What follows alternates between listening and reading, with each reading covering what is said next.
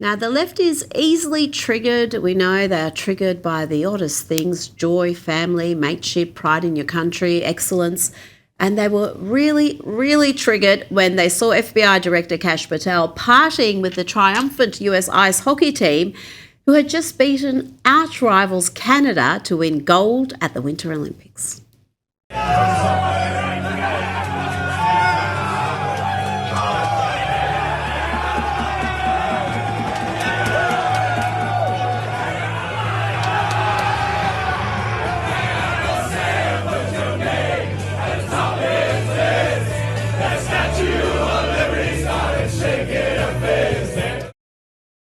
Oh yes, there's nothing more fun than beating the snow Mexicans at their own game. But oh no, the left were irate. I don't even know what Kash Patel was doing there. I mean, he was chugging beer. Honey, you're not playing. You're not, and he's behaving like he's like a member of Animal House on that show. Beyond the money, it's the optics for me, because I'm a little old school, but I like when the law enforcement and directors of FBI were like serious and like borderline boring. Like, I don't want to see them. I want to know they're hard at work, because there's so much going on. Right. Today, we wake up hearing about the head of a Mexican cartel being killed. And we know that there was a shooting and someone died at Mar-a-Lago over the weekend. Nancy Guthrie is still missing. So Nancy Guthrie is missing. Did you hear that? Nancy Guthrie is missing, so Kash Patel, the director of the FBI, can't have any downtime whatsoever. Now, this next view panellist thinks the FBI director should also be involved in geopolitical disputes in the Middle East. She wants to send Kash to Iran. He is not doing the job. If you look at the threats we are facing in the world, right now there's a huge military buildup outside of Iran. We might be on the brink of war. Right. Iran has terrorist networks all around the world, and he's chugging beer instead of paying attention to this. Where do they find these simpletons? It's hard to be the dumbest at a desk that includes Anna and Sunny, but you managed it, girl. And if the View ladies were mad before, they will be filled with rage when they see this. You are all unbelievable. You know, I tell you what, we're giving the State of the Union speech on Tuesday night. I could send a military plane or something, but if you would like to, it's the coolest night, it's the biggest. We're in. Yeah.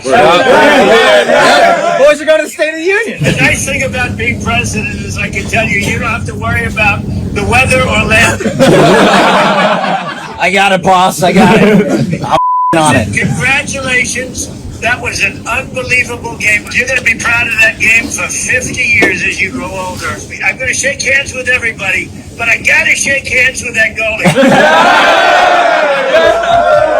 Tuesday night. We'll see you Tuesday night, Mr. President. See you Tuesday night. Let's bring in comedian Alex Stein. Alex, tell me what this victory means to the US to beat Canada in their own sport at the Olympics. You've got to love that. You know, I have a lot of American pride just watching Jack Hughes hit that golden goal at the end, because, you know, Canada historically has been, their whole identity is wrapped up in hockey. And to be honest, in America, we care about football, we care about basketball, we care about baseball. Sadly, the NHL and hockey is about number 4 on the rankings. But this was the greatest victory since 1980, the last time the United States won the gold in hockey. So there's a lot of American pride, and I'm proud that the boys took it home. It was absolutely incredible. Now, there's been a lot said by athletes at the Winter Olympics, athletes who've come out and said we're conflicted about representing America, but not this team. There seemed to be nothing but pride, and they're going to be there for the State of the Union address. Well, you notice how the women's team is not going to be there, though, Rita. I mean, doesn't that always just kind of indicate who really cares about America and who doesn't? So you have a bunch of women that have the same opportunity. Well, I'm just saying, what is it? Why are the women so catty? These guys, I'm sure there's some hockey players that don't like Trump, but they're willing to, set that aside because they realize this invitation to go to the State of the Union is a huge honor. But, these women hockey players, they don't have the same attitude, I guess I would say. Well, quite a few of the naysayers, the athletes that we've heard from saying they're conflicted about representing America, including Hunter Hess and Amber Glenn, they've really have done terribly in these Winter Olympics. Amber Glenn even blamed her menstrual cycle for her poor performance. Do you want to tell me more about that, Alex?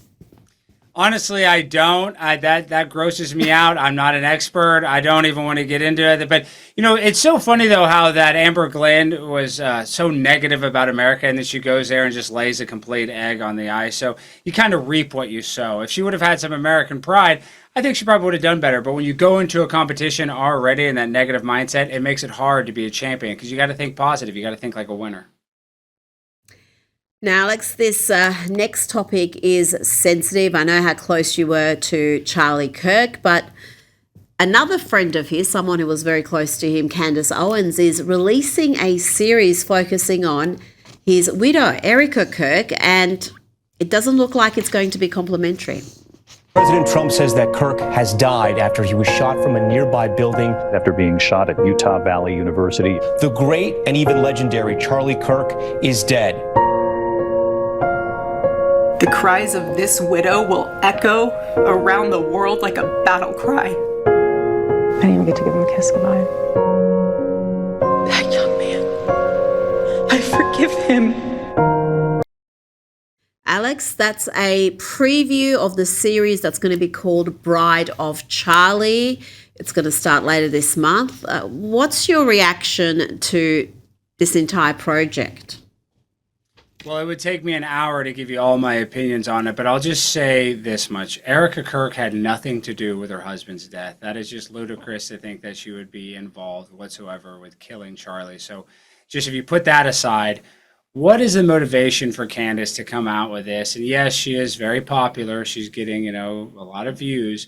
But to me, Rita, and I'm not trying to be out of school when I say this, Candace was a big part of Turning Point at the beginning of it. She was close with Charlie.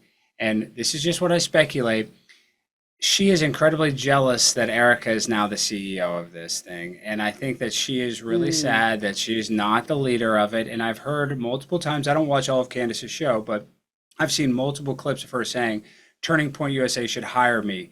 So this is a jilted lover. And I'm not saying that her and Charlie had that type of relationship, but she feels like she should be the CEO. And she sees Erica as the CEO, and so that is why she's attacking her. Because I truly believe Candace knows that Erica didn't have anything. She knows that Erica did not plan her husband's death. That's just ludicrous. That's insane.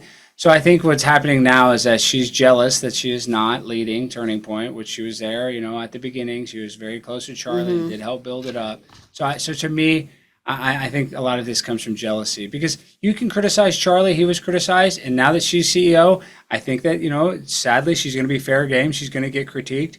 But to accuse her of killing her husband, that crosses the line, in my opinion. Alex Stein, thank you so much for your time tonight.